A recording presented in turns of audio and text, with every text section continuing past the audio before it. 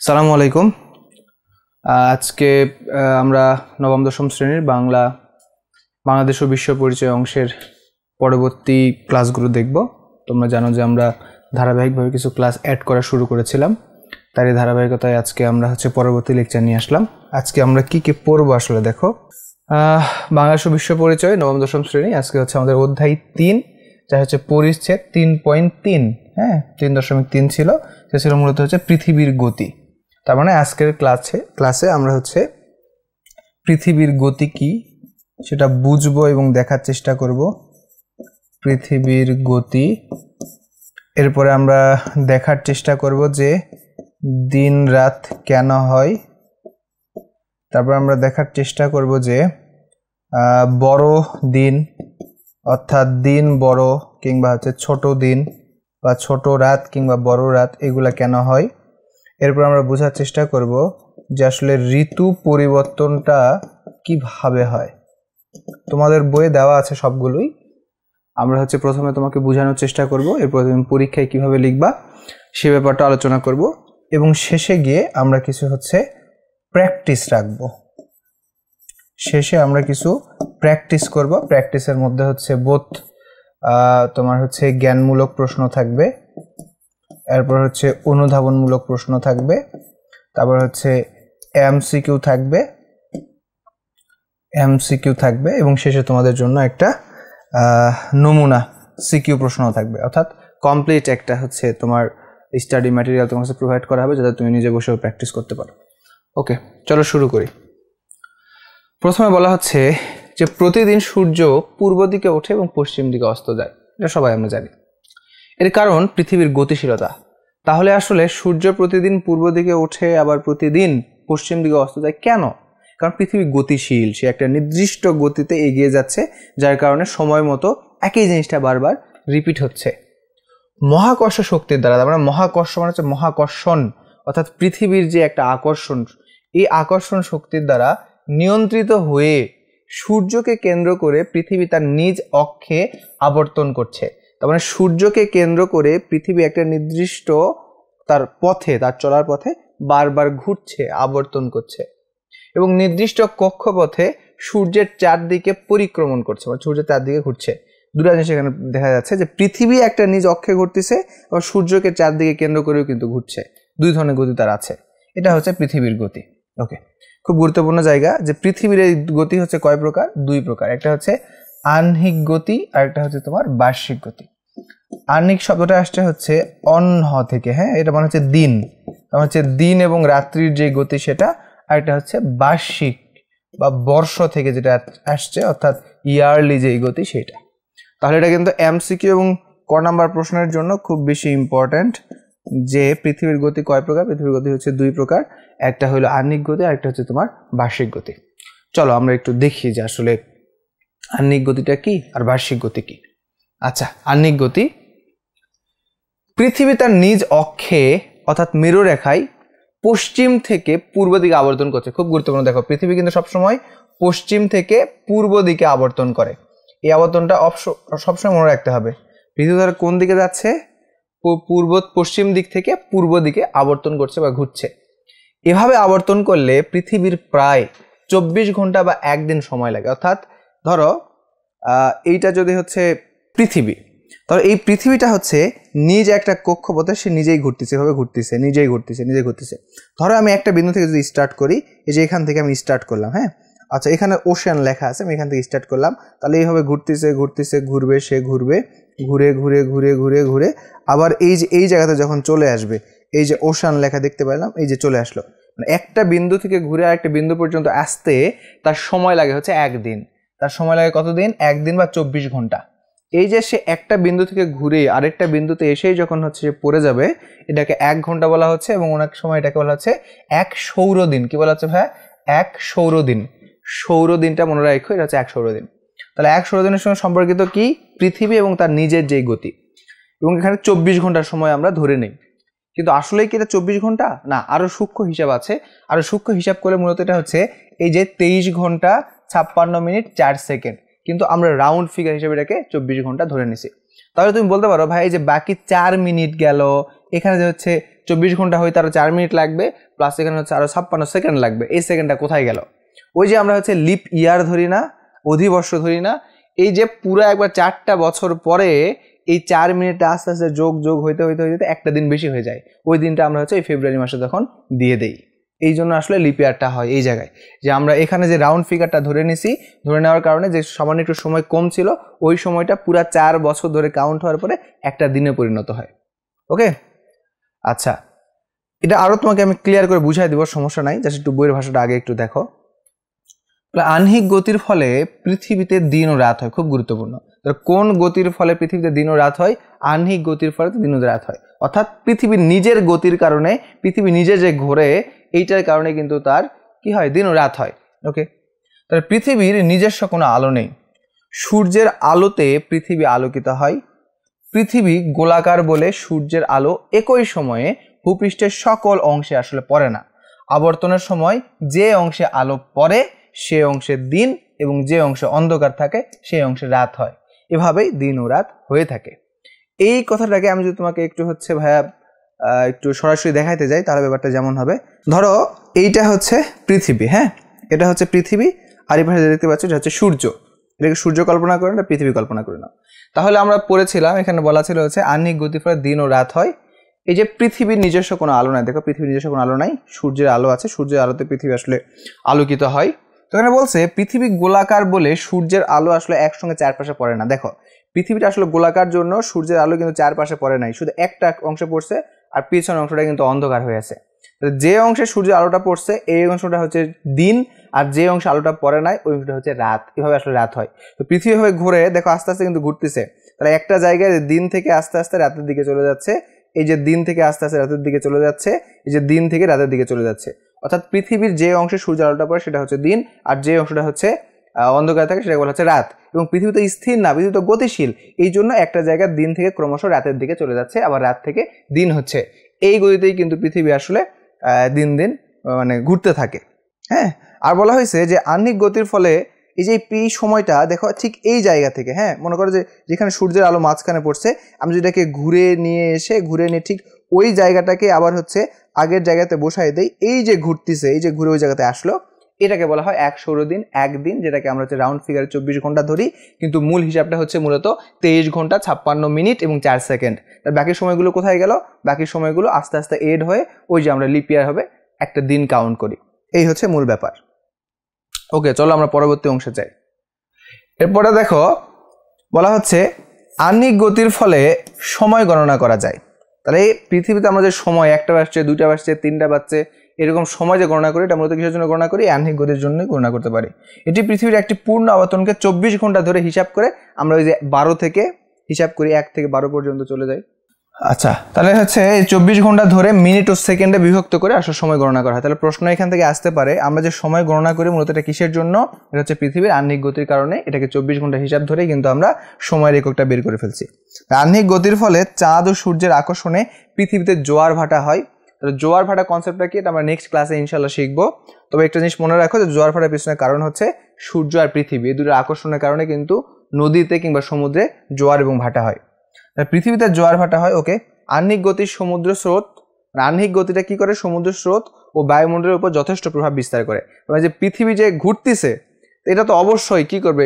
জলস্রোতের উপরে অবশ্যই একটা প্রভাব বিস্তার করবে, কারণ পৃথিবীতে যেই সমুদ্রগুলো আছে ওখানে তো একটা কম্পনের সৃষ্টি হবে। পৃথিবী যখন ঘুরছে তখন ওই তোমার হচ্ছে জলরাশির মধ্যেও তো এক ধরনের কি হবে? জলরাশির মধ্যে এক ধরনের কিন্তু তরঙ্গ সৃষ্টি হবে। সো জলস্রোত এবং বায়ুস্রোত এই দুটাই কিন্তু এই আহ্নিক গতির উপর অনেকটা অংশেই ডিপেন্ড করে। আহ্নিক গতি দেখলা, ওকে, তাহলে আহ্নিক গতির ফলে কি হয়? দিন ও রাত হয়। এখন আমরা চলে যাবো হচ্ছে বার্ষিক গতিতে। বার্ষিক গতি মানে অবশ্যই বুঝতে পারতেছে হচ্ছে বছরের সম্পর্কিত। তাহলে আহ্নিক গতির কারণে দিন ও রাত হয়, আর বার্ষিক ইয়ার কারণে, গতির কারণে কি হয়? বছর পার হয়ে যায় একটা। ওকে, তো কি বলছে? পৃথিবী নিজ অক্ষে অবিরাম ঘুরতে ঘুরতে একটি নির্দিষ্ট উপবৃত্তাকার কক্ষপথে নির্দিষ্ট দিকে এবং নির্দিষ্ট সময়ে সূর্যের 4 দিক পরিক্রমণ করছে। পশ্চিম থেকে পূর্ব দিকে পৃথিবীর এই পরিক্রমণকে বার্ষিক গতি বা অ্যানুয়াল মোশন বলে। পৃথিবী প্রতি সেকেন্ডে 30 কিলোমিটার বেগে সূর্যকে প্রদক্ষিণ করছে। তাহলে 30 কিলোমিটার, তাই না? 30 কিলোমিটার পার সেকেন্ড। তাহলে পৃথিবী আসলে প্রতি সেকেন্ডে 30 কিলোমিটার বেগে সূর্যকে প্রদক্ষিণ করছে। পৃথিবী তো নিজে নিজে ঘুরছেই, প্লাস সে সূর্যকে প্রদক্ষিণ করেও ঘুরছে। ব্যাপারটা আমি 3D দেখাবো, সমস্যা নেই। তো সূর্যকে পরিক্রমণ করতে পৃথিবীর 1 বছর সময় লাগে। কত বছর সময় লাগে? 1 বছর সময় লাগে। এই সময়কে বলা হয় সৌর বছর। ঠিক হিসাবে এই সময় হলো 365 দিন 5 ঘন্টা 48 মিনিট 47 সেকেন্ড। তাহলে মূলত ঠিক হিসাবটা কি? ঠিক হিসাব হচ্ছে এই 365 দিন তোমার হচ্ছে 5 ঘন্টা এবং 5 ঘন্টা 48 মিনিট 47 সেকেন্ড। কিন্তু ধরার আমাদের সুবিধার জন্য 365 দিন আমরা 1 সৌর বছর বা 1 বছর গণনা করি। তাই প্রতি 4 বছরে একদিন বাড়িয়ে কি হয়, ওই যে খ্রিস্ট ব্যাপারটা হচ্ছে দুটার সঙ্গে সম্পর্কিত। আমরা একটু আগে যেটা দেখলাম যে আহ্নিক গতি এবং বার্ষিক গতি, ওই যে একটু এক্সট্রা একটা সময় রয়ে গেছিল, এই দুটাকেই কিন্তু একসঙ্গে বাড়িয়ে কি করা হয়েছে, এই যে তাই প্রতি 4 বছরে একদিন বাড়িয়ে খ্রিস্টীয় চতুর্থ বছর 366 দিনে গণনা করা হয়। সে বছর ফেব্রুয়ারি মাস 28 দিনের পরিবর্তে 29 দিনে ধরা হয়। এরকম বছরকে অধিবর্ষ বা লিপিয়ার বলা হয়। তাহলে হচ্ছে লিপিয়ার ব্যাপারটা কিন্তু কিসের সঙ্গে সংযুক্ত? এটা হচ্ছে তোমার হচ্ছে এই বার্ষিক গতির সঙ্গে সংযুক্ত। এর আগে আমি একটু বলেছিলাম যে আহ্নিক গতির যে ব্যাপারটা, তো এই যে দুটাই কিন্তু কাছাকাছি সম্পর্কিত। কারণ আমরা যে হিসাবটা করছি, আমাদের হিসাবটা কিন্তু দিন থেকে কিন্তু আস্তে আস্তে মাসের দিকে যায়। তো দিনের হিসাবটা আস্তে আস্তে যখন মাসে চলে যাচ্ছে, মাস থেকে বছরে চলে যাচ্ছে, এরপরে গিয়ে আমরা একটা ফুল বছর কাউন্ট করতেছি, সেই মানে ফুল একটা দিন কাউন্ট করতেছি। ওই দিনটাকে আমরা বলতেছি তোমার হচ্ছে লিপিয়ার, মানে বছরটাকে বলতেছি লিপিয়ার, কারণ ওখানে হচ্ছে একটা দিন বেশি থাকে ফেব্রুয়ারি মাসে। আচ্ছা, তাহলে বার্ষিক গতির ফলে পৃথিবীতে দিন ও রাত্রির হ্রাস বৃদ্ধি ও ঋতু পরিবর্তন হয়। দুটো জিনিস দেখতে হবে। একটু আগে দেখলাম আমরা যে আহ্নিক গতির কারণে কি হয়, আহ্নিক গতির কারণে হচ্ছে দিন ও রাত হয়, দিন ও রাত হয়। আর বার্ষিক গতির কারণে তাহলে কি হয়? বার্ষিক গতির কারণে হচ্ছে দিন ও রাত্রির দৈর্ঘ্য ছোট বড় হয়, হ্রাস বৃদ্ধি হয়। দিন রাত্রির হ্রাস বৃদ্ধি হয় এবং তার সঙ্গে গুরুত্বপূর্ণ হচ্ছে ভাইয়া ঋতু পরিবর্তন হয়। এই সময়ের মধ্যে ঋতুও কিন্তু পরিবর্তন হয়। এখন চলো তোমাকে একটু হচ্ছে 3Dতে আমি দেখাই যে আসলে কোনটা হচ্ছে আহ্নিক গতি আর কোনটা বার্ষিক গতি। ওকে, আচ্ছা, এই যে দেখো এই চিত্র দেখতে পাচ্ছ, এখানে তুমি দেখতে পাবা যে এই যে এখানে কিন্তু এই জায়গাটাতে কিন্তু তোমার পৃথিবী কিন্তু ঘুরতেছে। দেখো পৃথিবী নিজে একটা ঘুরতেছে, পৃথিবী নিজে ঘুরছে, পৃথিবী নিজের ঘোরার এই গতিটার নাম হচ্ছে তোমার আহ্নিক গতি। পৃথিবী যে নিজে ঘুরছে এটাকে বলা হয় আহ্নিক গতি। ওকে ওকে, নিজে একবার ঘুরছে। আবার দেখো, আবার কিন্তু সে হচ্ছে যে সূর্যকে আবর্তন করেও ঘুরছে, আবার সূর্যকে আবর্তন করেও ঘুরছে। আমি যদি তোমাকে একটু বুঝাই দেই ব্যাপারটা কেমন হবে, দেখো এই যে সূর্যকে কেন্দ্র করেও সে ঘুরছে, সে তো নিজে নিজে ঘুরছেই, নিজে তো ঘুরছেই, আবার এই যে সূর্যকে কেন্দ্র করেও সে ঘুরছে, সূর্যকে কেন্দ্র করেও সে ঘুরছে। তাহলে তার ঘোরাটা হচ্ছে দুই রকম, একটা হচ্ছে নিজে ঘুরতেছে, আর একটা হচ্ছে সূর্যকে কেন্দ্র করে ঘুরছে। এই যে নিজে ঘুরতেছে এইটার নাম হলো আহ্নিক গতি, এইটা হচ্ছে আহ্নিক। আর যে পৃথিবীকে কেন্দ্র করে যে ঘুরছে এটার নাম হলো বার্ষিক গতি। আশা করি তোমার ব্যাপারটা এবার ক্লিয়ার যে কোনটা আহ্নিক গতি আর কোনটা বার্ষিক গতি। আহ্নিক গতির কারণে কি হয়? দিন ও রাত হয়। আর বার্ষিক গতির কারণে হচ্ছে দিন রাতের হ্রাস বৃদ্ধি হয় এবং মানে ছোট হয় কখনো, বড় হয় কখনো, এবং ঋতুর পরিবর্তন ঘটে। দেখো পৃথিবী ঘুরতে ঘুরতে এই সূর্য কিন্তু সূর্যের চারপাশে ঘুরতে ঘুরতে বিভিন্ন রকম ঘটনা তার মধ্যে ঘটে, আমরা একটু পরে সেগুলো দেখবো আসলে। তাহলে আহ্নিক ও বার্ষিক গতিটা কি, আশা করি তোমরা বুঝতে পেরেছ। চলো আমরা ক্লাসে ফিরে যাই। ওকে, এরপরে এখন দেখব যে দিন এবং রাত আসলে ছোট বড় হয় কেন। এটা খুব গুরুত্বপূর্ণ, খুবই গুরুত্বপূর্ণ, একটু কঠিনও আছে, বাট বুঝার চেষ্টা করো। এই চিত্রটাই হচ্ছে আসলে মূল। এই চিত্র যদি আমরা দেখতে পারি তাহলে আসলে এখান থেকে সবকিছুই বের করা সম্ভব। ওকে, তো সূর্যকে পরিক্রমণকালে, মানে পৃথিবী যখন এই যে ঘুরতেছে, এই পরিক্রমণকালে আমরা পৃথিবীর 4টা অবস্থা দেখব। পৃথিবীর 4টা অবস্থা। এখানে আসলে পৃথিবী কেমন হয়, এখানে পৃথিবী একবার আসলে সূর্যের সঙ্গে কেমন কানেকশন হয়, ঠিক এই জায়গায় যখন আসবে তখন আবার সূর্যের সঙ্গে কেমন কানেকশন হয়, আবার এই জায়গায় গেলে সূর্যের সঙ্গে পৃথিবীর কানেকশনটা কেমন। আমরা এই যে এই 4টা পয়েন্ট থেকে পৃথিবী এবং সূর্যের মধ্যে একটা কি নির্ণয় করার চেষ্টা করব, সম্পর্ক নির্ণয় করার চেষ্টা করব। তার পৃথিবী কক্ষপথে 4টি অবস্থা নির্দিষ্ট করা হয়েছে। এগুলো হচ্ছে একটা 21শে জুন তারিখ, একটা হচ্ছে 23শে সেপ্টেম্বর তারিখ, একটা 22শে ডিসেম্বর তারিখ, একটা হচ্ছে 21শে মার্চ। ওই ব্যাপারটা এই চিত্রে দেওয়া আছে। দেখো এটা হচ্ছে তোমার 21শে জুন, এটা হচ্ছে 21শে জুন পৃথিবী কি অবস্থায় থাকে। তারপরে এখানে যেটা দেওয়া আছে এটা হচ্ছে তোমার 23শে সেপ্টেম্বর, 23শে সেপ্টেম্বর পৃথিবী কি অবস্থায় থাকে, 23শে সেপ্টেম্বর। তারপরে এখানে এটা হচ্ছে 22 ডিসেম্বর, 22শে ডিসেম্বর। আর একটা অবস্থা আমরা দেখবো সেটা হচ্ছে 21শে মার্চ। এই কয়েকটা অবস্থায় পৃথিবী কেমন হয়, দিন রাত কেমন হয় সেটা আমরা দেখার চেষ্টা করবো। আসো 21শে জুন, তার মানে এখন এই অংশটা দেখবো আমরা। এই সময় পৃথিবী এবং সূর্যের মধ্যে কানেকশন কি দেখতে পাচ্ছ, এটা হচ্ছে আমাদের সূর্য, তাই না? এটা হচ্ছে সূর্য। ওকে, তার বলা হচ্ছে পৃথিবীর চারদিকে পরিক্রমণকালে 21শে জুন কক্ষপথে পৃথিবীটা এমন এক অবস্থানে পৌঁছায় যেখানে উত্তর মেরু সূর্যের দিকে সর্বাপেক্ষা বেশি কোণে ঝুঁকে থাকে এবং দক্ষিণ মেরু সূর্য থেকে সর্বাপেক্ষা দূরে সরে পড়ে। ব্যাপারটা কি? এটা হচ্ছে আমাদের পৃথিবী, এটা পৃথিবীর মধ্যে এই যে এটা হচ্ছে আমাদের নিরক্ষীয় রেখা, নিরক্ষ রেখা। হ্যাঁ, মানে পৃথিবীর ঠিক মাঝখান বরাবর হচ্ছে এইটা। ওকে, এটা হচ্ছে পৃথিবীর মাঝখান বরাবর। তবে আমি তোমাদের আগেও বলেছিলাম যে মূলত হচ্ছে এই যে তোমার পৃথিবী দুই ভাগে ভাগ করা আছে। একটা হচ্ছে উত্তর গোলার্ধ, উপরে এটা হচ্ছে উত্তর গোলার্ধ, নিচে এটা হচ্ছে দক্ষিণ গোলার্ধ। তো উপরটা উত্তর গোলার্ধ, নিচেটা হচ্ছে দক্ষিণ গোলার্ধ। তো এখন দেখো তাহলে এখান থেকে আমরা উত্তর গোলার্ধ কোনটা দেখবো? এই অংশটার নাম হচ্ছে উত্তর গোলার্ধ। উপর যেটা আছে সেটা হচ্ছে তোমার উত্তর গোলার্ধ, আর নিচে যে অংশটা আছে এটাকে আমরা ধরে নিচ্ছি এটা হচ্ছে দক্ষিণ গোলার্ধ। এটা হচ্ছে তোমার দক্ষিণ গোলার্ধ। ওকে, এই সময় তাহলে কি ঘটনাটা ঘটতেছে দেখো, অক্ষরেখাটা যদি সূর্যের অক্ষরেখাটা আমি যদি একটু দাগাই নেই পুরাটা, ব্যাপারটা হবে এমন আসলে। হ্যাঁ, এমন, তাই তো? এই যে এমন, এই যে দাগটা আছে এটাকে যদি একটু বড় করে দেই তাহলে ব্যাপারটা দাঁড়াবে এমন। ওকে, এখন তোমার জন্য এটা বোঝা খুবই সহজ হবে। তা দেখো তো ভাইয়া, সূর্যের আলোটা পড়ছে ঠিক আছে এইটুকু অংশটা, এটা আরেকটা ক্যারি দিয়ে দাগাই দেই। ধরো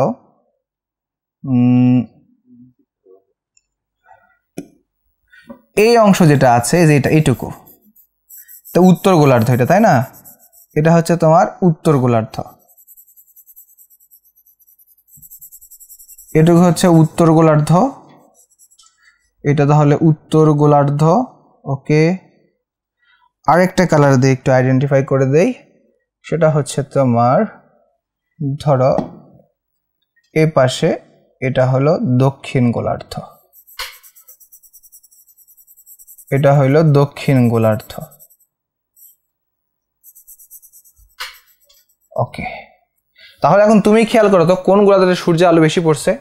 এটা আসলে মূলত সূর্যের আলো, এটা মূলত সূর্য থেকে আলো।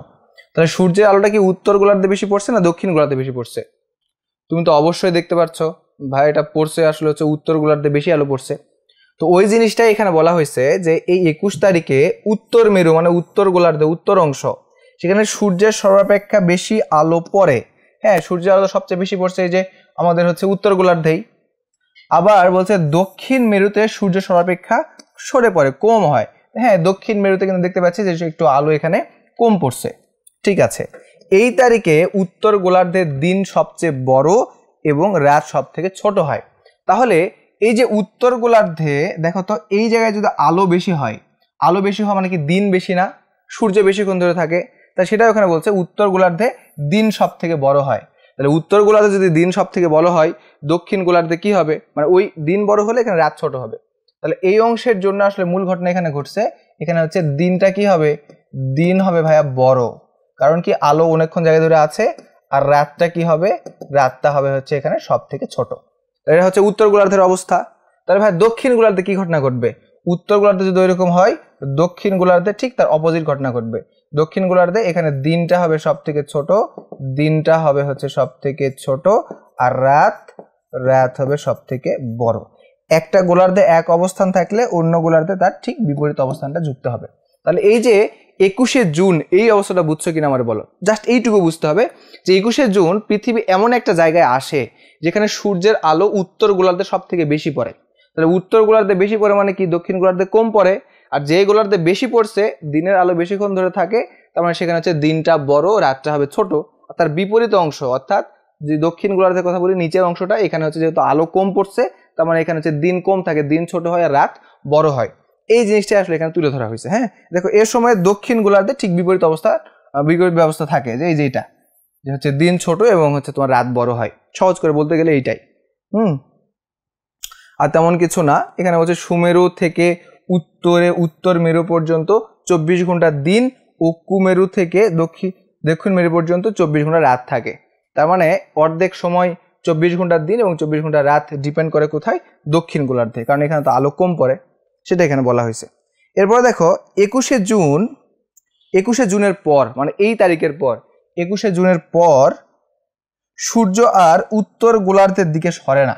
সূর্য কিন্তু তখন দেখো পৃথিবীটা কিন্তু একটু ঘোরা শুরু করছে, পৃথিবী কিভাবে ঘোরে আমি তোমাকে আরেকবার একটু দেখাই।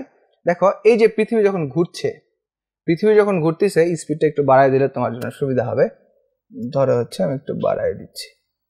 হ্যাঁ, দেখো এই যে পৃথিবী ঘুরতেছে, ঘোরার সময় কিন্তু এর বিভিন্ন মেরুটা, কোনোটা হচ্ছে সূর্য কাছাকাছি আসতেছে, একটু দূরে যাচ্ছে, কাছে আসছে দূরে আসতেছে। তো দেখো এটা যখন হচ্ছে এখানে আসলে কি ঘটনাটা ঘটে, দেখো এটা কিন্তু আস্তে আস্তে রোটেট হচ্ছে, দেখো রোটেট হচ্ছে, এই যে রোটেট হচ্ছে, বড় হয়ে যাচ্ছে অংশটা।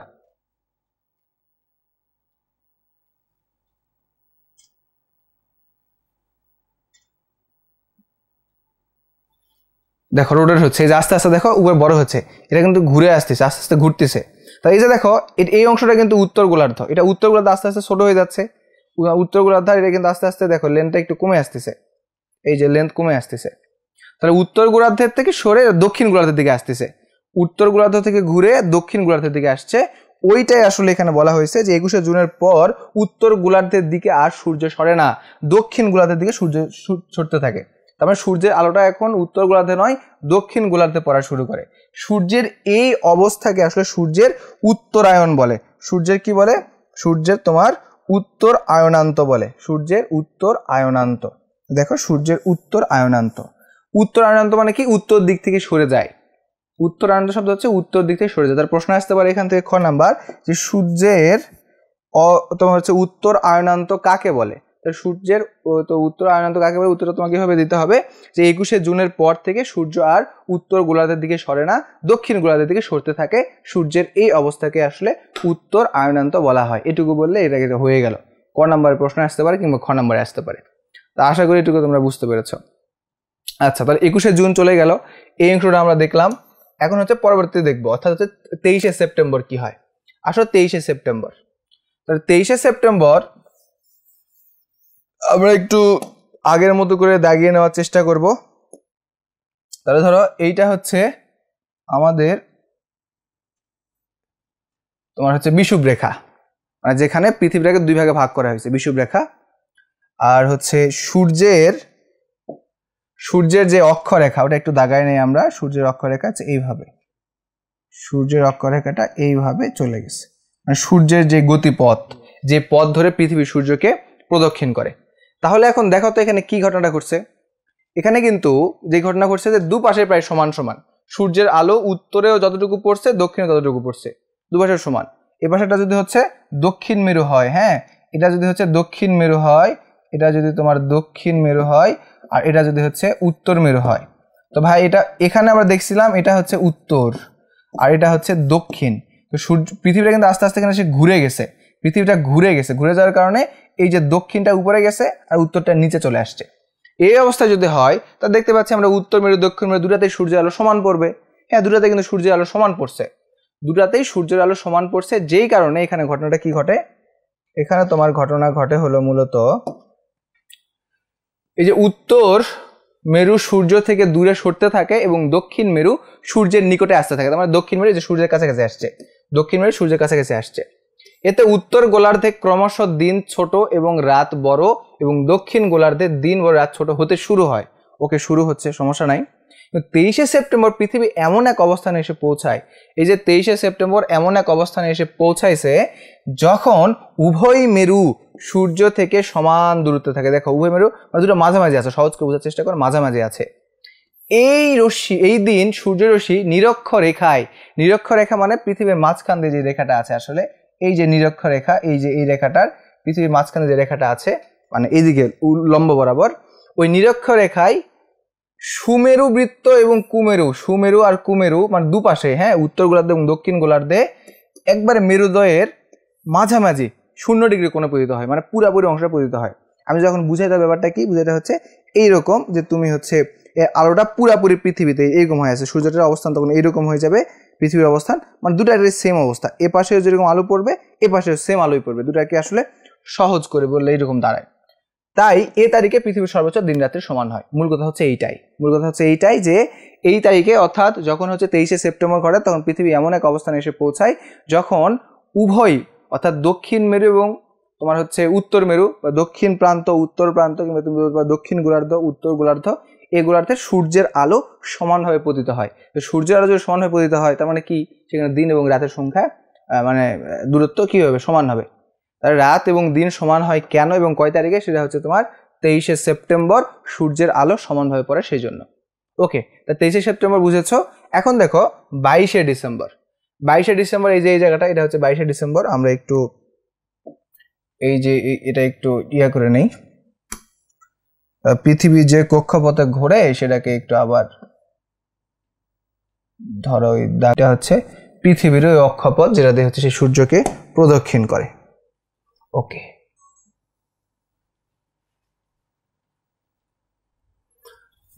এখানে আমরা যদি পৃথিবীর বিষুবরেখাটা একটু ভাগ করে দেই, আর পৃথিবীকে 2 ভাগে ভাগ করে দিলাম। ওকে, 2 ভাগে ভাগ করাও হয়ে গেছে।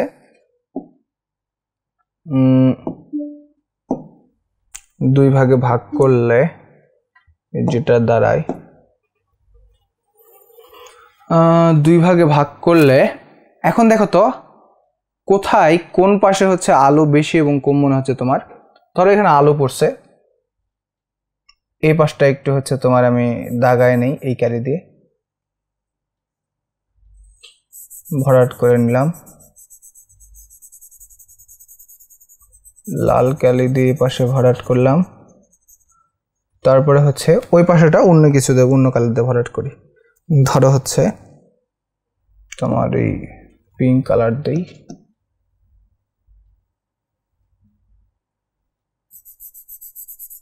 এটা দিয়ে ভরাট করলাম। তাহলে এই পাশে আসলে ঘটনা কি ঘটে, এই পাশে ঘটনা ঘটে 23শে সেপ্টেম্বর উত্তর মেরু সূর্য থেকে আরো দূরে সরে যায়। তাহলে উত্তর মেরু আরো সরে গেছে এবং দক্ষিণ মেরু অপেক্ষাকৃত নিকটবর্তী হয়েছে। দক্ষিণ মেরু দেখো, দক্ষিণ মেরু অপেক্ষাকৃত নিকটবর্তী হয়েছে, যেটা দক্ষিণ মেরু, এইটা হচ্ছে দক্ষিণ মেরু, সূর্যের কাছাকাছি চলে আসছে, সে বেশি সূর্যের কাছাকাছি চলে আসছে। হ্যাঁ, এই যে দেখো সূর্য থেকে কিন্তু কাছাকাছি আছে সে, এই অংশটার নাম আমাদের হচ্ছে দক্ষিণ মেরু, এইটা হচ্ছে দক্ষিণ মেরু। তাহলে দক্ষিণ মেরু সূর্যের কাছাকাছি আসছে, আর এই যে এখানে যে উত্তর মেরু দেখতে পাচ্ছি সে সূর্য থেকে দূরে চলে গেছে। তাহলে এই যে দক্ষিণ মেরুতে যখন সূর্যের কাছাকাছি আসে তার মানে কি, এখানে কি ঘটনাটা ঘটবে, এখানে হচ্ছে দিনটা বড় হবে আর রাত ছোট হবে। সূর্যের কাছাকাছি থাকা মানে হচ্ছে দিন বড় আর রাত ছোট, তাহলে দিনটা এই সময় কি বড়। এই তারিখটা হচ্ছে কত, 22শে ডিসেম্বর। তাহলে 22শে ডিসেম্বর কি ঘটনা ঘটে, ধরো আমি এখানে লিখলাম হচ্ছে 22শে ডিসেম্বর। তাহলে 22শে ডিসেম্বর আমরা দেখতে পাইলাম কি পাইলাম, যে সূর্যের কাছাকাছি কোন অংশটা আসে, এই যে দক্ষিণ অঞ্চল বা তোমার হচ্ছে দক্ষিণ মেরু চলে আসে। তাহলে এই জায়গায় যে ঘটনাটা ঘটে সেটা হচ্ছে তোমার হলো যে এই দক্ষিণ গোলার্ধে দিন সব থেকে বড়। তাহলে দক্ষিণ গোলার্ধে কি হয়, তখন দিনটা হয় সব থেকে বড় আর রাত তাহলে কি হবে, অবশ্যই রাত হবে ছোট। এটা কোন গোলার্ধের কথা বলতেছি আমরা, দক্ষিণ গোলার্ধের কথা বলতেছি। এটা কোন অংশের কথা বলতেছি ভাইয়া, দক্ষিণ গোলার্ধের কথা বলছি। তাহলে উত্তর গোলার্ধে আসলে কি ঘটনা ঘটবে, দক্ষিণ গোলার্ধের ঠিক অপোজিটটা হচ্ছে উত্তর গোলার্ধে ঘটবে। ধরো উত্তর গোলার্ধে যদি হচ্ছে 22শে ডিসেম্বরের দিকে আমরা তাকাই তাহলে দেখবো যে 22শে ডিসেম্বরে এখানে দিনটা তাহলে কি হবে, এখানে যদি দিনটা বড় হয় তাহলে এখানে দিন হবে ছোট আর রাত হবে হচ্ছে বড়। এই হচ্ছে সহজ হিসাব, মানে সূর্যের কাছাকাছি যে অংশটা আছে, সূর্যের আলো যেখানে বেশি পড়ে সেইটারে বলে হচ্ছে দিন বড়, আর সূর্যের আলো যেখানে কম পড়ে সেটা হচ্ছে দিন ছোট। ওই ঘটনাটা এখানে খুব বড় করে দেওয়া আছে। তো 22শে ডিসেম্বরের পরে সূর্য দেখো আর কিন্তু দক্ষিণ গোলার্ধের দিকে সরে না, মানে সূর্য আবার ঘোরা শুরু হয়ে গেছে, মানে পৃথিবীটা আবার ঘোরা শুরু করছে। পৃথিবী আবার দেখো ঘুরবে, এখানে ঘুরে চলে আসবে, অর্থাৎ পৃথিবীটা নিজে নিজে ঘুরতেছে, পৃথিবী ঘুরতেছে। এই যে এইখানে যাবার তোমাকে দেখাই যে পৃথিবী আবার ঘুরছে, এই যে পৃথিবী আবার ঘুরে কিন্তু এই জায়গায় চলে আসবে। এই যে পৃথিবী তোমার ঘুরতে ঘুরতে আবার যখন এ পাশে চলে আসবে তখন তার নিজের আকৃতিটাও চেঞ্জ করে ফেলবে সে। তো এইটাই, এই অবস্থাকে বলা হয় দক্ষিণ আয়নান্ত। দেখো কি বলা হয়, দক্ষিণ আয়নান্ত। তার মানে এর আগে আমরা দেখেছিলাম হচ্ছে উত্তর আয়নান্ত আর দক্ষিণ আয়নান্ত। উত্তর আয়নান্ত কোন জিনিস, যখন সে হচ্ছে উত্তর দিকে ঘোরা বন্ধ হয়, দক্ষিণ দিকটা আসে তখন তাকে উত্তর আয়নান্ত বলা হয়। আর এখানে দেখো দক্ষিণ প্রান্তটা সূর্যের কাছে আসা বন্ধ হয়ে যাবে, উত্তর প্রান্তটা আস্তে আস্তে সূর্যের কাছে আসবে। এই উত্তর প্রান্তের সূর্যের দিকে আসে, উত্তর গোলার্ধের দিকে সরতে থাকে, এই উত্তর গোলার্ধের দিকে সরাটাকে আসলে বলে দক্ষিণ আয়নান্ত। তাহলে যে উত্তর আয়নান্ত দক্ষিণ আয়নান্ত দুটো কিন্তু মানে নামের সঙ্গে সংজ্ঞাটা একটু বিপরীত। যখন বলবো দক্ষিণ আয়নান্ত তখন আমরা বুঝবো যে সূর্য হচ্ছে উত্তর দিকে চলে যাচ্ছে, তখন বলবো উত্তর আয়নান্ত তখন বুঝবো যে সূর্যটা হচ্ছে পৃথিবীর দক্ষিণ দিকে চলে যাচ্ছে, মানে পৃথিবী সূর্যের দক্ষিণ দিকে চলে আসতেছে। এই আর কি ব্যাপারটা। তো আশা করি এটা তোমরা বুঝতে পারছো। এরপর আমরা হচ্ছে দেখবো যে আসলে 21শে মার্চ কি ঘটনা ঘটে, তার মানে হচ্ছে এই অংশটাতে কি ঘটনা ঘটছে, এই যে এখানে কি ঘটনাটা ঘটে। ওকে, তাহলে আমরা হচ্ছে পৃথিবীর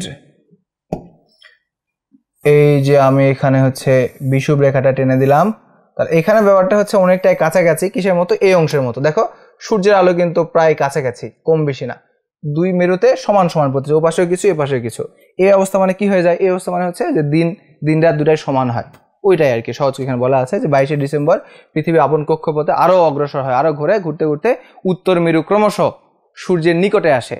দেখো উত্তর মেরু, এই যে এটা হচ্ছে উত্তর মেরু, উত্তর মেরু সূর্য ক্রমশ নিকটে আসে, এটা হচ্ছে দক্ষিণ মেরু, আস্তে আস্তে কাছে আসে, তারপর হচ্ছে দক্ষিণ মেরু সেজন্য সরে যায়। এতে করে উত্তর গোলার্ধের দিন বড় এবং রাত ছোট হতে থাকে, এটা এই ঘটনাটা ঘটতেছে। আচ্ছা, এরপর ঘটনাটা ঘটলে যখন স্টেবল 21শে মার্চ আসলো তখন কি হয়, 21শে মার্চ আসলে পৃথিবী আপন কক্ষপথে এমন এক স্থানে গিয়ে পৌঁছায় যেখানে উভয় মেরু সূর্য থেকে সমান দূরত্বে থাকে।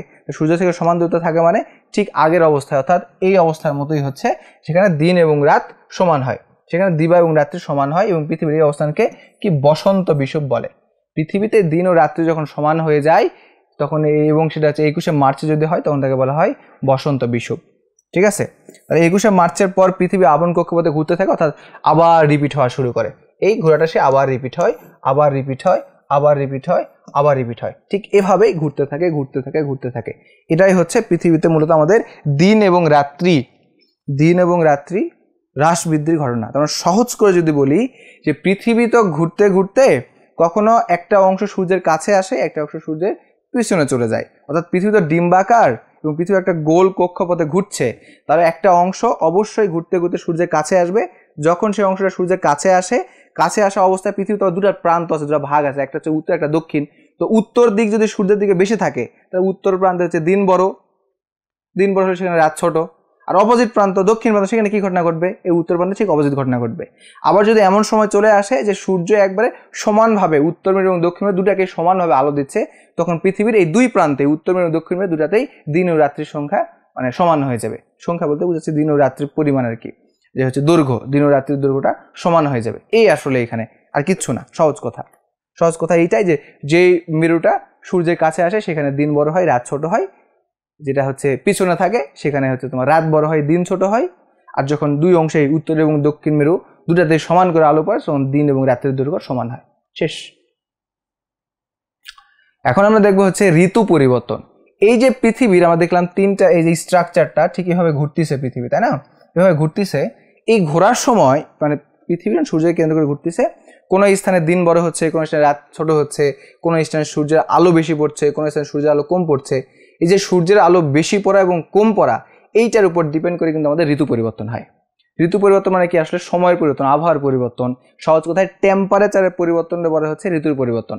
তাই সূর্যের কাছাকাছি আসলে যেমন গ্রীষ্মকাল অনুভূত হয়, সূর্য থেকে দূরে চলে গেলে সেখানে শীতকাল অনুভূত হবে, সহজ কথা। এবং পৃথিবীর ম্যাক্সিমাম দেশে কিন্তু এইরকম 3 থেকে 4টা ঋতুই দেখা যায়।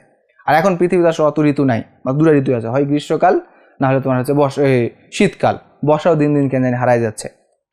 তো আমরা দেখবো যে আসলে কিভাবে হচ্ছে ঋতুটা পরিবর্তন হয়। ওকে, দেখো আমরা দেখবো যে হচ্ছে ঋতু পরিবর্তনটা কেন এবং কিভাবে হয়?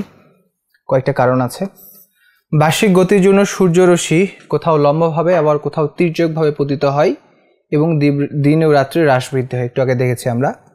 লম্বভাবে পতিত সূর্যরশ্মি কম বায়ুস্তর ভেদ করে আসে, এই জন্য ভূপৃষ্ঠকে অধিক উত্তপ্ত করতে পারে, অর্থাৎ তখন গরমটা বেশি অনুভূত হয়। আর তির্যকভাবে পতিত সূর্যরশ্মি যে কেবল অধিক বায়ুস্তরই ভেদ করে আসে না তা নয়, এটি লম্বভাবে পতিত সূর্যরশ্মি অপেক্ষা অধিক স্থানব্যাপী ছড়িয়ে পড়ে। তার মানে যদি হচ্ছে এটা পৃথিবী হয় আর এটা যদি সূর্য হয়, তাহলে এখান থেকে যখন একবারে সরাসরি পড়ে তখন সেখানে বেশি সূর্যটা বেশি উত্তপ্ত মনে হয়। আর যে আলোটা হচ্ছে এই যে একটু দূরে গিয়ে পড়ে, সে কিন্তু একটু অধিক সময় ধরে যায়, অধিক জায়গা ধরে যায়, অধিক স্তর ভেদ করে যায় এবং যাওয়ার পরে সে বিভিন্ন জায়গাতে ছড়িয়ে পড়ে, বিভিন্ন জায়গা থেকে বেশি করে ছড়িয়ে পড়ে। এই ছড়িয়ে পড়ার কারণে তার গতিটা, তার হচ্ছে উত্তপ্ততা, তার হচ্ছে তোমার তাপটা একটু কমে যায়, ছড়িয়ে পড়ে। এর ফলে বছরের বিভিন্ন সময়ে ভূপৃষ্ঠের সর্বত্র তাপের তারতম্য হয় এবং ঋতু পরিবর্তন হয়। পৃথিবীতে সময়ভেদে তাপমাত্রা পার্থক্য বা পরিবর্তনকে ঋতু পরিবর্তন বলে। তার মানে ঋতু পরিবর্তন মানে হচ্ছে তাপমাত্রার পরিবর্তন। সহজ কথা, ঋতু পরিবর্তন মানে হচ্ছে তাপমাত্রার পরিবর্তন। চলো আমরা এখন হচ্ছে তোমার তাপমাত্রাটা, ঋতু পরিবর্তন দেখি। আচ্ছা দেখো, বলছে উত্তর গোলার্ধে গ্রীষ্মকাল এবং দক্ষিণ গোলার্ধে হচ্ছে তোমার শীতকাল।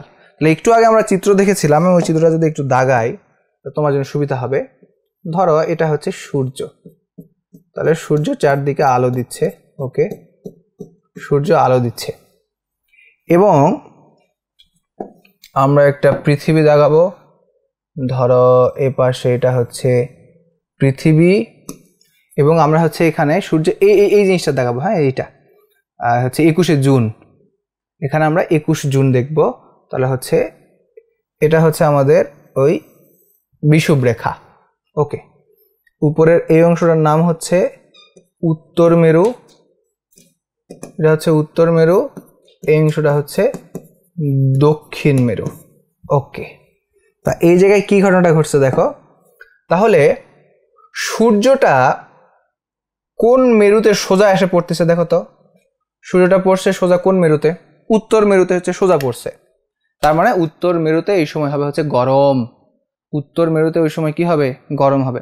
আরেকটা জিনিস মনে রাখো, যখন যেখানে গরম হয় বা হচ্ছে গ্রীষ্মকাল হয়, সেখানকার একটা বৈশিষ্ট্য হচ্ছে গ্রীষ্মকালে দিনগুলা বড় হয় আর রাতগুলা ছোট হয়। গ্রীষ্মকালে দিন বড় হয় এবং রাত ছোট হয়। তাহলে এখন আমি একটু পরে দেখাই তোমাদের, এখানে কি বলা আছে। 21শে জুন সূর্যের উত্তরায়ণ, উত্তরায়ণ মানে হচ্ছে উত্তর দিকটা সূর্যের দিকে আছে। এই সময় সূর্যরশ্মি কর্কট ক্রান্তির উপর, কর্কট ক্রান্তি মানে হচ্ছে 23 ডিগ্রি, হ্যাঁ, এই যে এটা কর্কট ক্রান্তি, এটাকে বলা হয় কর্কট ক্রান্তি রেখা 23.5। এই রেখাতে লম্বভাবে পতিত হয়েছে, ফলে ওই দিন দীর্ঘতম দিন হচ্ছে। তাহলে ওই দিন হচ্ছে দীর্ঘতম দিন, যেখানে সূর্য আলো বেশি পড়ে ওখানে দীর্ঘতম দিন এবং ক্ষুদ্রতম রাত হচ্ছে, ওকে। তাহলে এই সময়টার, এটা হচ্ছে আমরা ধরে নিচ্ছি, মনে করা হচ্ছে তোমার 21শে জুন, এটা আমাদের কোন অবস্থা বিরাজ করছে? এটা হচ্ছে 21শে জুন, 21শে জুন। এই 21শে জুন এই সময়টাকে আমরা দুটা স্তরে আবার ভাগ করব। একটা হচ্ছে এর সামনের 1.5 মাস, এর সামনের 1.5 মাস এবং এর পরের 1.5 মাস, এর পরের 1.5 মাস।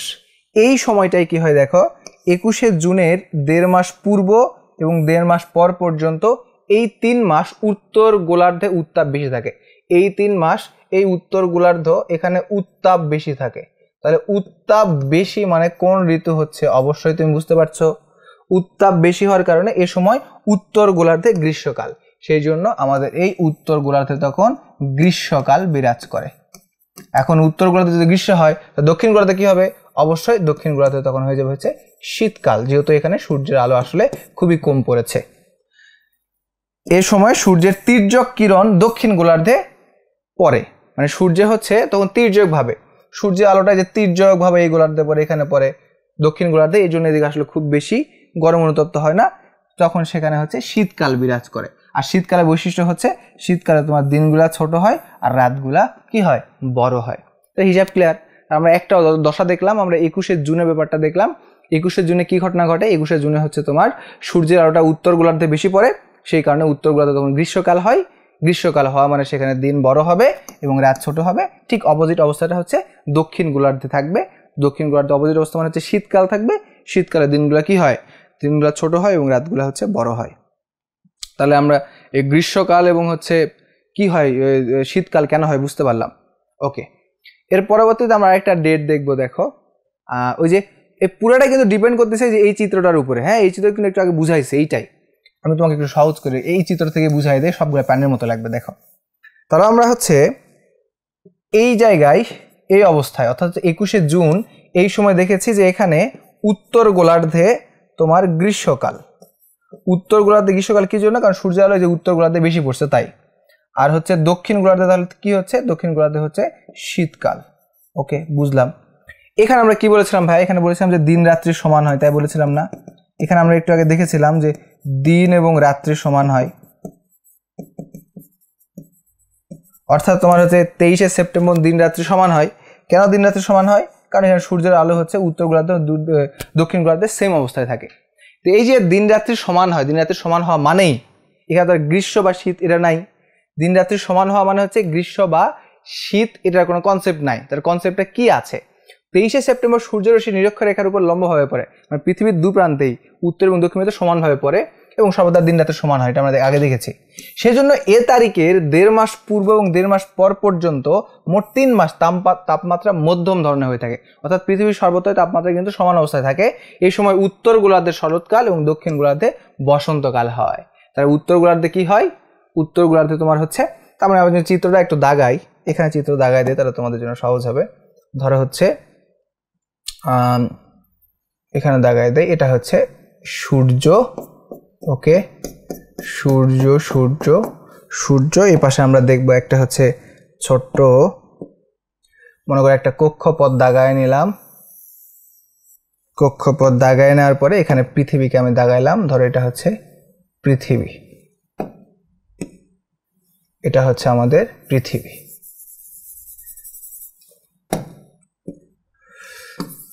এটা হচ্ছে পৃথিবী। হ্যাঁ,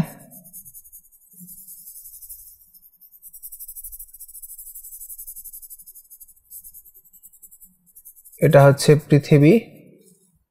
ওকে, এই দিক দিয়ে দাগাই দিলাম একটু, কি ঘটনা ঘটতেছে এখানে। তাহলে এটা হচ্ছে উত্তর আর এইটা হইল দক্ষিণ। তাহলে এই উত্তর গোলার্ধ দেখো দুটোতে কিন্তু সমান, এখানে দিন রাত্রি সমান। পৃথিবীর এই সময়টা কোন অবস্থায়? এটা হচ্ছে আমাদের 22শে ডিসেম্বর। এটা হচ্ছে 22শে ডিসেম্বর। এই 22শে ডিসেম্বর কি ঘটনা ঘটছে? এখানে দিন এবং রাত্রি সমান হচ্ছে, দিন রাত্রি এখানে হচ্ছে সমান। ওকে, দিন রাত্রি সমান। দিন রাত্রি সমান হওয়ার কারণে এখানে উত্তর গোলার্ধে তখন আসলে চলতেছে কোন কাল? শরৎকাল। উত্তর গোলার্ধে হচ্ছে শরৎকাল। তুমি দেখবে শরৎকালে হচ্ছে গরমও লাগে না, শীতও লাগে না। আর হচ্ছে তোমার দক্ষিণ গোলার্ধে যখন চলছে শরতের অপোজিট যেটা আছে সেটা হচ্ছে তোমার বসন্ত। শরতের অপোজিট হচ্ছে বসন্তকাল। অর্থাৎ এই দুই সময় কিন্তু তাপমাত্রা থাকে মধ্যম। তাপমাত্রাটা কি অবস্থায় থাকে? মধ্যম অবস্থায় থাকে। হিসাব শেষ, সহজ জিনিস, আশা করি বুঝতে পেরেছ। এরপরে দেখো, তাহলে আমরা এখন আরেকটা পর্যায় দেখব। কোন পর্যায়ে দেখব? এই যে এই পর্যায়টা দেখব, এইটা, এই যে এই অবস্থায় কি হয়েছিল? এই অবস্থায় হয়েছিল যে ভাই আমরা দেখছি যে দক্ষিণ গোলার্ধ উপরে চলে গেছে। এই অবস্থায় আমরা দেখেছিলাম যে দক্ষিণ গোলার্ধ উপরে চলে গেছে, অর্থাৎ আগের চিত্রে দেখা যাবে এই যে দেখো উত্তর গোলার্ধ উপরে চলে গেছে, দক্ষিণটা নিচে চলে আসছে এবং আলোটা কোথায় বেশি লাগছে? সূর্যের আলোটা হচ্ছে দক্ষিণ গোলার্ধে বেশি লাগছে। দক্ষিণ গোলার্ধে সূর্যের আলো বেশি, সূর্যের আলো বেশি মানে দক্ষিণ গোলার্ধে তখন কি হবে? দক্ষিণ গোলার্ধে আলো বেশি পড়ে, আলো বেশি পড়ে মানে হচ্ছে গ্রীষ্মকাল। দক্ষিণ গোলার্ধে তখন হবে হচ্ছে গ্রীষ্মকাল। দেখো, দক্ষিণ গোলার্ধে তখন হবে হচ্ছে গ্রীষ্মকাল আর হচ্ছে উত্তর গোলার্ধে তখন হবে হচ্ছে শীতকাল। শেষ, হিসাব শেষ। তো গ্রীষ্মকাল মানে এখানে কি হবে? দিন বড় হবে, রাত ছোট হবে। আর এই শীতকাল মানে এখানে হচ্ছে রাতটা বড় হবে, দিনটা ছোট হবে। এটা কোন তারিখের কথা বললাম? 22শে ডিসেম্বর এই ঘটনাটা ঘটে। 22শে ডিসেম্বর এই ঘটনা ঘটে। ওকে, ওটা এই যে এখানে লেখা আছে। আর এই যে এখানে আমরা এটা ওই 22শে ডিসেম্বর দেখলাম না? তাহলে ওটা হচ্ছে ওই 22শে ডিসেম্বরের ঠিক 1.5 মাস আগে এবং 1.5 মাস পরে এই সময় ধরে এই ঋতুটা বিরাজ করে, অর্থাৎ শীতকাল ও বসন্তকাল বিরাজ করে। আর আমরা দেখলাম উত্তর গোলার্ধে যখন শীতকাল, দক্ষিণ গোলার্ধে তখন গ্রীষ্মকাল। কারণ কি, দক্ষিণ গোলার্ধে এই সময় সূর্যের আলো সরাসরি পড়ে, সূর্যের আলো সরাসরি পড়ে। ওকে, আমরা কোন তারিখ দেখলাম সেইটা? আমরা ভাই তারিখটা দেখছিলাম হচ্ছে কত তারিখ তোমার দেখলাম 22শে ডিসেম্বর, এটা দেখেছিলাম তাই না? 22শে ডিসেম্বর চিত্রটা দেখি, এটা হচ্ছে 22শে ডিসেম্বর দেখেছি। তাহলে এখানে হচ্ছে 22শে ডিসেম্বর। ও তাহলে এটা কি, এটা উল্টাপাল্টা হয়ে গেছে, এটা হচ্ছে 23শে সেপ্টেম্বর। এটা হলো তোমার 23শে সেপ্টেম্বর, এটা একটু উল্টা হয়ে গেছিল মনে রাখো। মানে আমরা হচ্ছে যে এই অবস্থা যখন দেখেছি, এইটা হচ্ছে 23শে সেপ্টেম্বরকে দিন রাত্রি সমান হয় 23শে সেপ্টেম্বর। অর্থাৎ হচ্ছে এই যে শরৎকাল তোমার হচ্ছে এটা কি বলে, এই যে শরৎকাল এবং তোমার হচ্ছে বসন্তকাল, এদের হচ্ছে দিন রাতের সমানের সঙ্গে সম্পর্কিত। তো দিন রাত সমান হয়েছে 23শে সেপ্টেম্বর রাতে। কখন ভাই? 23শে সেপ্টেম্বরে। আর 22শে ডিসেম্বর যখন হয়, 22শে ডিসেম্বর, এই 22শে ডিসেম্বর আগের 1.5 মাস এবং পরের 1.5 মাস এই সময় ধরে দক্ষিণ মেরুতে গ্রীষ্মকাল এবং উত্তর মেরুতে তোমার শীতকাল এটা হচ্ছে তোমার অবস্থান করে, বা এই সময়টা ওখানে স্থায়ী থাকে। আর এরপর আমরা আরেকটা অবস্থান দেখব, সেটা হচ্ছে যে এই জায়গায়। তো এখানে আমরা দেখেছিলাম কি, এটা কয় তারিখের ঘটনা? এটা হচ্ছে 21শে মার্চ। এখানে আমরা দেখেছিলাম এটা হলো 21শে মার্চ, 21শে মার্চ। এই সময় কি হয়? এই সময় হচ্ছে দিন রাত্রি সমান হয়, এই সময় দিন রাত্রি সমান হয়। দিন রাত্রি সমান মানে এখানে হচ্ছে তোমার বসন্ত এবং শরৎকাল থাকবে। তাহলে এই পাশে আমরা দেখেছিলাম যে এইটা হচ্ছে আমাদের কি, এইটা তোমার হচ্ছে যদি কোন মেরু দেখো, বলছে হচ্ছে 21শে মার্চ তারিখে উত্তর এবং দক্ষিণ মেরুতে সূর্য সমান দূরে থাকে, তাই সূর্য কিরণ নিরক্ষরেখা মানে মাঝখানে খুব লম্বাভাবে কিরণ দেয় এবং সর্বত্র দিন রাত্রি সমান হয়। তাই এই যে তোমার 21শে মার্চের 1.5 মাস পূর্বে এবং 1.5 মাস পর পর্যন্ত উত্তর গোলার্ধে বসন্তকাল ও দক্ষিণ গোলার্ধে শরৎকাল হয়। শেষ। মানে আসলে এই ওই 4টা যে হচ্ছে তোমার বিন্দু স্থাপন করা হয়েছিল, ওই 4টা বিন্দু আমরা হচ্ছে দিন রাতে পার্থক্য দেখলাম। তো যেখানে দিন বড় সেখানে গ্রীষ্মকাল, যেখানে রাত বড় সেখানে হচ্ছে তোমার শীতকাল। এই আর কি, দুই রকম হইতে পারে, একটা হচ্ছে গ্রীষ্মকাল, শীতকাল, শরৎকাল, বসন্তকাল। গ্রীষ্মকাল কখন হয়? যেখানে সূর্যের আলো সরাসরি লাগে বা দিন বড় হয়। তারপর হচ্ছে তোমার শীতকাল কখন হয়? শীতকাল হচ্ছে যেখানে সূর্যের আলো তির্যকভাবে পড়ে, যেখানে হচ্ছে আলো খুব বেশি পৌঁছায় না, হিট কম, এবং যেখানে হচ্ছে রাতগুলা বড়, সেখানে হচ্ছে শীতকাল। আর এছাড়া আরেকটা অবস্থা আমরা দেখলাম যে দিন রাত্রি সমান হয়, সেখানে হচ্ছে শরৎকাল অথবা বসন্তকাল সাস্টেইন করে। এই আর কি ঋতুর পরিবর্তনের কারণ। আশা করি বুঝতে পেরেছ। ঋতু পরিবর্তনের আরেকটা কারণ এটা হচ্ছে তোমার ঘ নাম্বার প্রশ্ন লাগতে পারে। দেখো বলছে পৃথিবীর গতির ফলে সূর্যরশ্মি কোথাও লম্বভাবে আবার কোথাও তির্যকভাবে পতিত হয়, ফলে তাপমাত্রা পার্থক্য ঘটে এবং ঋতু পরিবর্তিত হয়। আমরা একটু আগে দেখলাম। বার্ষিক গতির ফলে দিন ও রাতের হ্রাস বৃদ্ধি ঘটে, এটাও আমরা জানি। কোনো স্থানে দিবাভাগ মানে হচ্ছে দিনের সময়, হ্যাঁ, কোনো স্থানে দিনের এবং রাতের পরিমাণ, দিনটা যদি রাত থেকে বড় হয়, দীর্ঘ হয়, তাহলে সেই স্থানে বায়ুমণ্ডল অধিকতর উষ্ণ থাকে। হ্যাঁ, দিন বড় হলে উষ্ণ থাকবে, সূর্য আলো বেশিক্ষণ থাকে, গরম থাকবে। এভাবে বছরের বিভিন্ন সময়ে ভূপৃষ্ঠের সর্বত্র তাপের তারতম্য হয় এবং ঋতুর পরিবর্তন ঘটে, দিন ও রাতের হ্রাস বৃদ্ধিও ঘটে। ওকে, সূর্যকে পরিক্রমণকালে বা ঘোরার সময় পৃথিবী সবসময় 65.5 ডিগ্রি কোণে হালে। এটা গুরুত্বপূর্ণ, মনে রাখবা। পৃথিবী সবসময় দেখো একটা কোণে, এই যে একটা কোণে, এটা হচ্ছে যদি মূল কোণটা হয় তোমার, হ্যাঁ, ধরো এই যে যদি এটা হচ্ছে 90 ডিগ্রি হয়, তাহলে দেখো সে একটা কৌণিক মাপ নিয়ে ঘুরতেছে, এই কৌণিক মাপটা কত? এই কৌণিক মাপটা হচ্ছে ভাই তোমার 65.5 ডিগ্রি কোণে হেলে ঘুরে। এমসিকিউর জন্য খুব বেশি ইম্পর্টেন্ট, এটা হচ্ছে এমসিকিউর জন্য ইম্পর্টেন্ট। ফলে বিভিন্ন স্থানে সূর্যরশ্মি পতনের কৌণিক তারতম্য এবং ঋতুর পরিবর্তন হয়। মানে পৃথিবী যে হেলে ঘোরে, এটা বিভিন্ন অংশের তোমার ঋতু পরিবর্তন হয়। পৃথিবীর কক্ষপথের দৈর্ঘ্য অনেক বড় এখানে দেওয়া আছে, তে মনে হচ্ছে তোমার এটা উচ্চারণ করতে তো অবস্থা খারাপ হয়ে যাবে। 93,80,000, তা হচ্ছে 3,38,000 নাকি 3,38,00,000, এরপর হচ্ছে তোমার 51,527 কিলোমিটার। এটা হচ্ছে পৃথিবীর কক্ষপথের ওই দৈর্ঘ্য, অর্থাৎ সূর্যকে কেন্দ্র করে ঘোরে ওই দৈর্ঘ্যটা। এই যে এই অংশটা, এইটা দূরত্ব এখানে দেওয়া হয়েছে।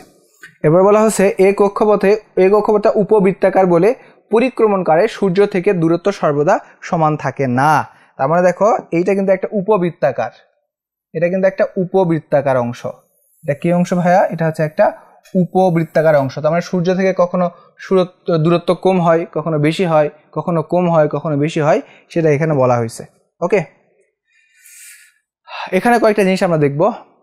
পৃথিবীর অনুসুর কি আর এটা হচ্ছে অপসুর কি।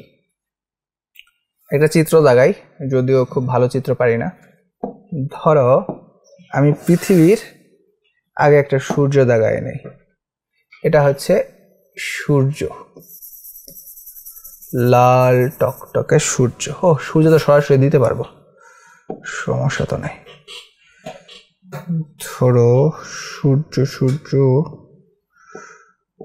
সূর্য তো থাকার কথা, সূর্য এই যে ধরো এইটা হইলো সূর্য। ওকে, সূর্যটার একটু বড় করে দেই, সূর্যর মন খারাপ হয়েছে, বড় হবে না। ওকে, না হইলো। তারপরে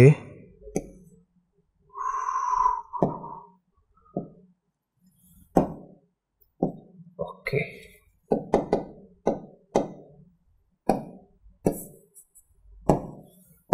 এই যে এইটা সূর্য দিলাম। এরপরে এই সূর্যটার একটু সাইজ করি, সূর্যের একটা কক্ষপথ দেই। ধরো এটা হচ্ছে একটা, এটা হচ্ছে কক্ষপথ। হ্যাঁ, এই কক্ষপথে পৃথিবী হচ্ছে সূর্যের চারদিকে ঘোরে, এইদিকে ঘোরে, পশ্চিম থেকে পূর্ব দিকে, পশ্চিম থেকে পূর্ব দিকে ঘোরে। ওকে, তা একটা পৃথিবী দাগায় দেই। ধরো এটা হচ্ছে পৃথিবীর দুটো অবস্থান আমি দেখাচ্ছি।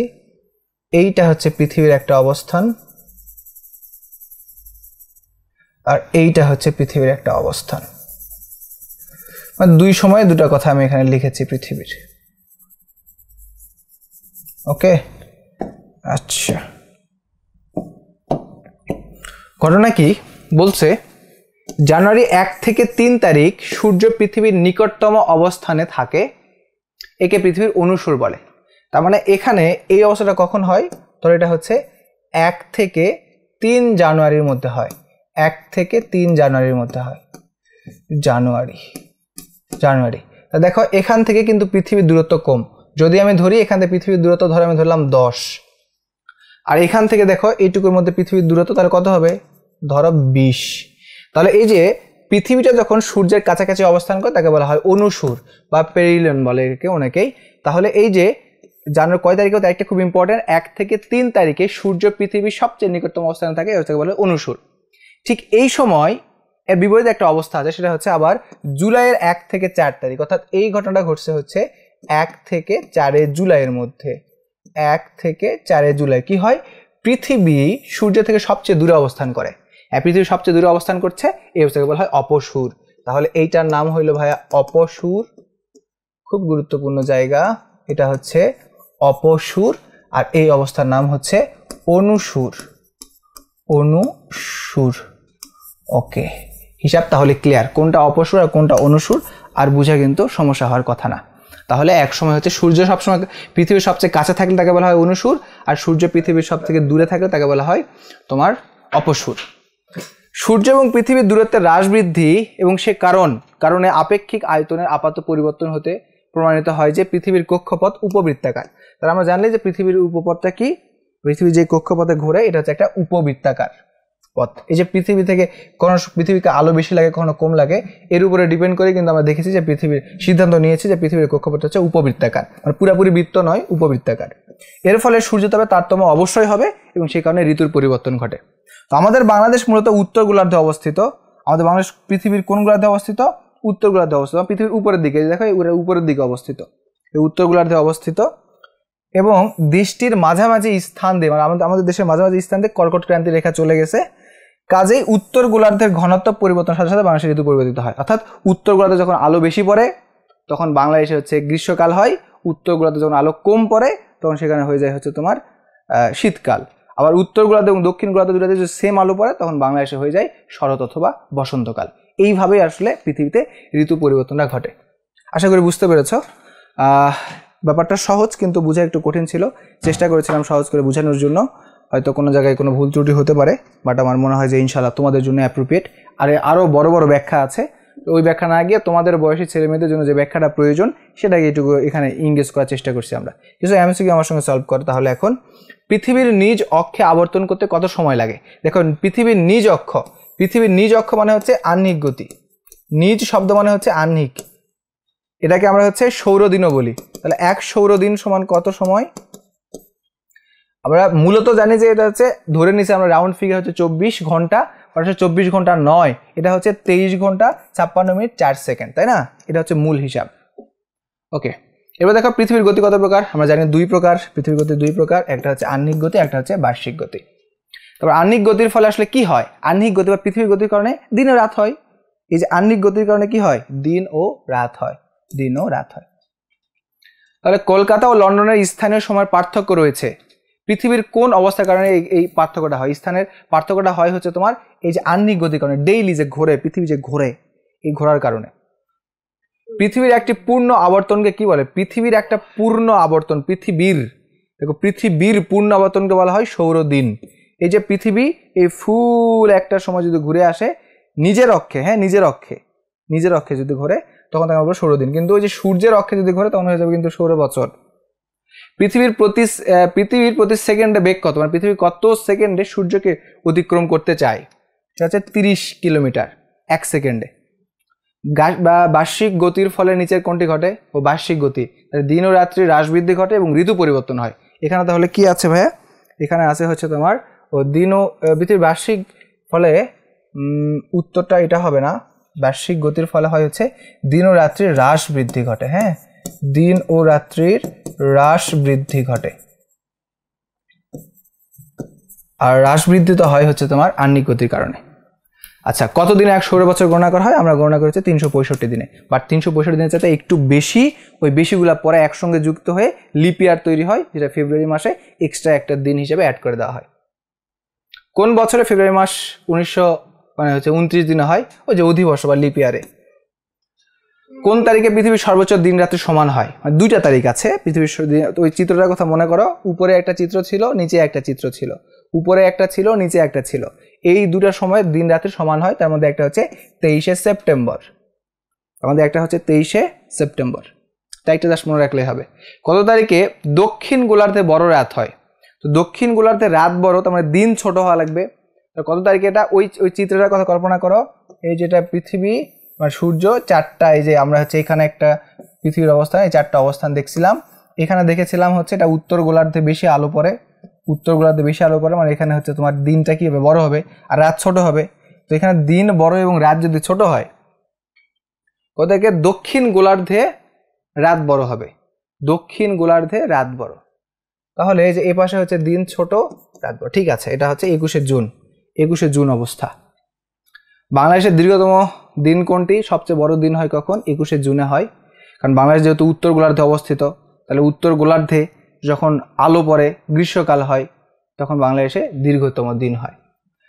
কত তারিখে উত্তর গোলার্ধের সবচেয়ে ছোট দিন ও বড় রাত হয়? এই ধরনের প্রশ্নগুলোর ক্ষেত্রে তোমার মুখস্থ করার চাইতে বোঝা বেশি জরুরি। তুমি পরীক্ষায় চাইলে ওই চিত্রটা আগে একটা রাফ করতে পারো, ওই যে অবস্থানগুলো একবার করে লিখে দিয়ে রাফ করে তারা অ্যান্সার করা তোমার জন্য সহজ হবে। কত তারিখে উত্তর গোলার্ধের সবচেয়ে ছোট দিন এবং বড় রাত হয়? 22শে ডিসেম্বর।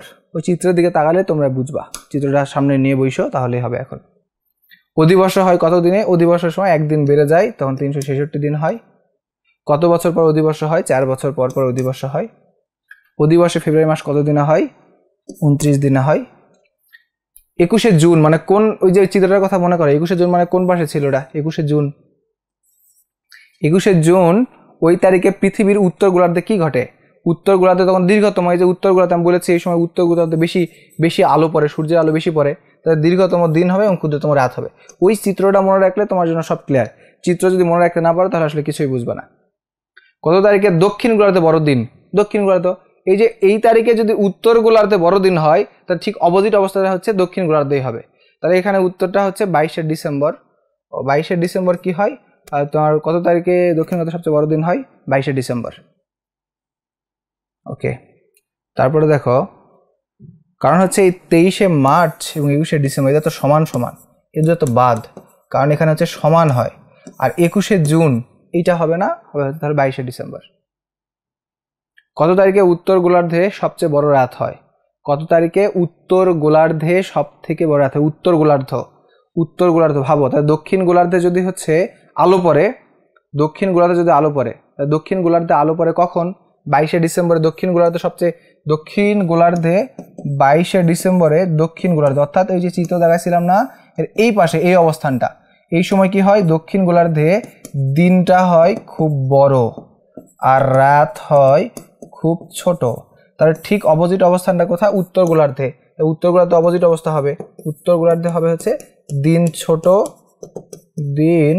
ছোট আর রাত এটা হবে হচ্ছে বড়, রাত বড়। কয় তারিখে? 22শে ডিসেম্বরে। ম্যাথের মতো অনেকটা। কোন গতির ফলে সূর্যরশ্মি কোথাও তির্যকভাবে আর কোথাও লম্বভাবে কিরণ দেয়? বার্ষিক গতির কারণে। 23শে সেপ্টেম্বর সূর্যরশ্মি নিরক্ষ রেখায় কত ডিগ্রি কোণে পতিত হয়? দেখো 23শে সেপ্টেম্বর হচ্ছে 90 ডিগ্রি, মানে দিন রাত্রির সময়, ওই তোমার হচ্ছে একবারে 23শে সেপ্টেম্বর, তো 23শে সেপ্টেম্বর হচ্ছে তোমার এখানে কি বলে সূর্যরশ্মি এবং নিরক্ষ রেখা মানে হচ্ছে তোমার কোনটা?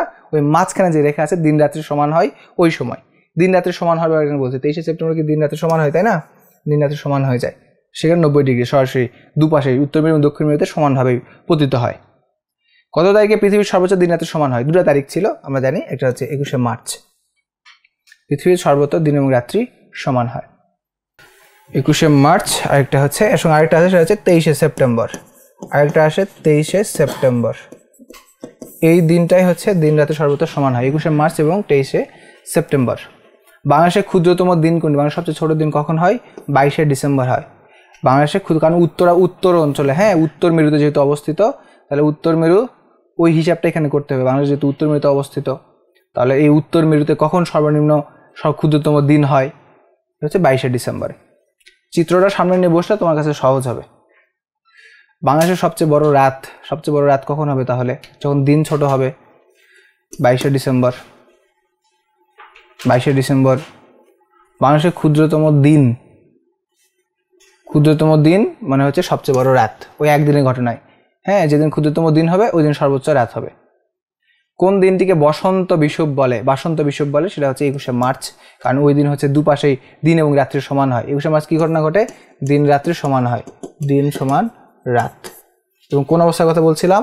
ওই যে চিত্রের এই যে অবস্থান যেটা ছিল ওই অবস্থানের কথা বলা হচ্ছে। এটা পৃথিবীতে কয়টি অবস্থান থেকে ঋতু পরিবর্তন ব্যাখ্যা পাওয়া যায়? 4টি অবস্থান থেকে ঋতু পরিবর্তন ব্যাখ্যা পাওয়া যায়। পৃথিবীতে সময়ভেদে তাপমাত্রার পার্থক্য কি বলে? তাপমাত্রার পার্থক্য ঋতু পরিবর্তন বলে। পৃথিবীতে সময়ভেদে তাপমাত্রার পার্থক্যটাই হচ্ছে ঋতু পরিবর্তন। এরপর দেখো কত তারিখে সূর্যের উত্তরায়ণের শেষ দিন? উত্তরায়ণ মানে কি? মানে উত্তর দিকে আর কাজ হয় না, উত্তর দিকে আর সূর্য আলো পড়ে না, দক্ষিণ দিকটা কাছাকাছি আসে, তাকে বলা হয় উত্তরায়ণ। হচ্ছে 21শে জুন। তারপর হচ্ছে এই যে এই তারিখগুলো মুখস্থ রাখার জন্য সবচেয়ে শর্টকাট টেকনিক হচ্ছে ওই চিত্রটা মনে রাখা। তোমার এই পুরা এই অধ্যায় থেকে মানে হচ্ছে ঋতু পরিবর্তন থেকে এমসিকিউতে একটা আসবেই, ওই এমসিকিউটা তুমি তখনই পারবা যখন ওই চিত্রটা তোমার মাথার মধ্যে পুরোপুরি ঢুকে যাবে। আমি চিত্রটা সম্পূর্ণ ব্যাখ্যা করছি, তুমি চিত্রটা যেভাবে মনে রাখতে পারো তাহলে তুমি সবগুলো প্রশ্নের উত্তর করতে পারো ম্যাথের মতো। তাছাড়া এইভাবে তারিখ দিকে মুখস্থ করে আসলে কখনোই সম্ভব না।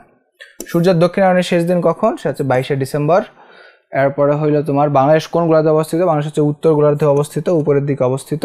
কি কারণে বায়ুমণ্ডল বেশি উত্তপ্ত হয়? সূর্যের রশ্মি যদি খুব খারাপভাবে পড়ে, দিনের পরিমাণ বেশি হলে সেখানে হচ্ছে বায়ুমণ্ডল বেশি উত্তপ্ত হয়, বা সূর্যের রশ্মি লম্বভাবে সেখানে পড়ে। কোন সময় উত্তর গোলার্ধে বসন্তকাল বিরাজ করে? দেখো উত্তর গোলার্ধে বসন্ত, তার দক্ষিণ গোলার্ধে হচ্ছে শরৎ। কোন সময়? যখন দিন ও রাত্রি সমান হয়। তাহলে দিন ও রাত্রি যখন সমান হয়, দুটো তারিখ, একটা 21শে মার্চ, একটা 22শে ডিসেম্বর। তাহলে মার্চ অথবা ডিসেম্বর, দেখো তো কোথায় আছে?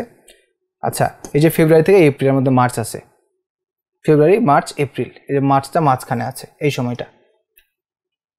এখানে কিছু জ্ঞানমূলক প্রশ্নের উত্তর দেওয়া আছে, এটা তোমাদের কাজে লাগবে। এগুলা তোমাদের ক্লাসের সঙ্গে ইনশাল্লাহ নিচে কমেন্ট বক্সে তুমি দেখবা যে এটা হচ্ছে অ্যান্ড্রয়েড ক্লাস নোটটা আপলোড দেওয়া থাকবে, সেখান থেকে তুমি এগুলা প্র্যাকটিস করতে পারো। অনুসুর কি? বার্ষিক গতি কাকে বলে? উত্তরায়ণের শেষ দিন কোনটা? এটা তোমাদের সব বলে দেওয়া আছে, মানে বলেছি আমি। তবে উত্তর গোলার্ধে গ্রীষ্মকাল, দক্ষিণ গোলার্ধে শীতকাল হওয়ার কারণ কি? কারণ সূর্যের এই যে উত্তর গোলার্ধে সূর্যের আলো সরাসরি পড়ে আর দক্ষিণ গোলার্ধে তির্যকভাবে পড়ে, এই জন্য। তো অধিবর্ষ বলতে কি বোঝায়? অধিবর্ষ মানে হচ্ছে যে বার্ষিক গতির ফলে যে হচ্ছে সৌর বছর হয়, মূলত সেটা কত, যে 365 দিন, কত ঘন্টা, কত সেকেন্ড আছে না, ওই হিসাবে তো ওটা এখানে লিখতে হবে। এটা তো কাউন্ট করি না আমরা, ওটা রাউন্ড ফিগার কাউন্ট করি, বাট হচ্ছে 4 বছর পরে একটা দিন এক্সট্রা করে কাউন্ট করা হয়, সেটাকে অধিবর্ষ বলা হয়। তো আহ্নিক গতি কাকে বলে জানোই তো? আহ্নিক গতি মানে সূর্যের চারপাশে ঘুরতে পৃথিবীর যে সময় লাগে। পৃথিবীর গতি কাকে বলে? পৃথিবী নিজ অক্ষে যেভাবে ঘোরে এটাকে পৃথিবীর গতি বলে। পৃথিবীর গতি কয় প্রকার? 2 প্রকার, বাসন্ত বিষুব এবং শারদ বিষুব। কি বাসন্ত বিষুব? যে তুমি জানো যে উপরে অবস্থানে দেখো, উপরে এটাকে বলা হচ্ছে বাসন্ত বিষুব অবস্থা, আর নিচে যখন আসে সেটাকে বলা হচ্ছে শারদ বিষুব অবস্থা। শারদ বিষুব অবস্থা, এই জিনিসটা তুমি খেয়াল রাখবা। এখানে একটা নমুনা সিকিউ প্রশ্ন দেওয়া আছে, তোমরা যারা ইউটিউবে কিংবা ফেসবুকে ক্লাসটা দেখতেছো তোমরা নিজেরা এটা প্র্যাকটিস করে দেখতে পারো যে আসলে কি। এটা আগের অংশ থেকেও কিছু জিনিস নেওয়া হয়েছে এবং এখান থেকেও কিছু জিনিস নেওয়া হয়েছে, নিয়ে তোমাদের এখানে উত্তরটা করে দেওয়া হয়েছে। হ্যাঁ, তো আমরা হচ্ছে খুব গুরুত্বপূর্ণ একটা টপিক আলোচনা করলাম। এখানে আমি আবার বলছি, এখানে মূল ব্যাপারটাই হচ্ছে ওই যে দিন ও রাত্রিটা কিভাবে হয়, মানে কোথায় হচ্ছে তোমার কোন ওই আলোটা কম পড়ে আলো বেশি পড়ে, এর উপর ডিপেন্ড করে এখানে ঋতু পরিবর্তন, দিন রাতের পার্থক্য সব কিছু নির্ণয় করা যায়। সো তুমি যদি তুমি যদি হচ্ছে শুধু সংখ্যা মনে রাখতে চাও, তারিখ মনে রাখতে চাও, আসলে কোনোভাবেই পারবে না, কারণ কিন্তু বিভিন্নভাবে ঘুরে ফিরে উত্তর করা পসিবল, মানে প্রশ্ন করা পসিবল। সো তোমার মূল কাজটা হচ্ছে ওই চিত্রটা মাথার মধ্যে সেট করা, যে উপরে একটা অবস্থা, এ পাশে একটা অবস্থা, এই পাশে একটা অবস্থা, এই অবস্থা, কয় তারিখে কী ঘটনা ঘটছে এটুকু শুধু মনে রাখলেই তোমার এখান থেকে যে কোনো প্রশ্নের উত্তর পাওয়া যাবে। সো তোমরা সবাই ভালো থাকো, ইনশাল্লাহ পরবর্তী ক্লাসে আবার তোমাদের সঙ্গে দেখা হবে। আল্লাহ হাফিজ।